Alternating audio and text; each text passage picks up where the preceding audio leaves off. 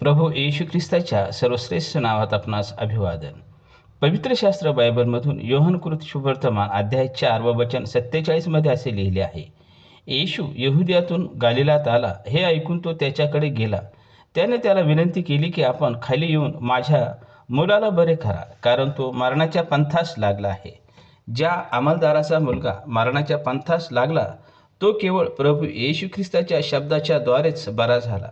खरे पाहिले असता प्रभू येशू ख्रिस्त आजारांना बरे करण्यासाठीच आला नाही, तर पापी मानवाचा न्याय स्वतःवर घेण्यासाठी, पापी मानवाचे मरण स्वतःवर घेण्यासाठी देव असून मानव होऊन ह्या जगात आला.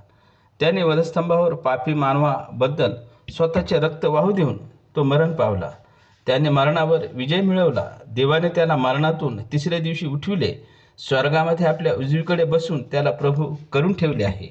जी कोणी पापी व्यक्ती स्वतःच्या पापाचा पश्चाताप करील व प्रभू येशू ख्रिस्त माझ्या पापाच्या बदली मरण पावला, देवाने त्याला तिसऱ्या दिवशी मरणातून उठविले असा विश्वास ठेवून त्याला स्वतःच्या अंतःकरणात प्रभू म्हणून स्वीकारेल, ती व्यक्ती पापाच्या मरणातून सुटेल.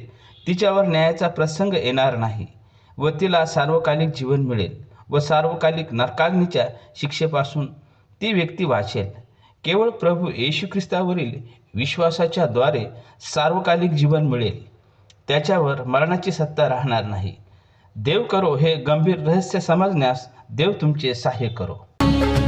क्रिस्तराये मला पामरा तारिणी, दिव्य तेज मम मनी घातले, दृष्टी विश्वासे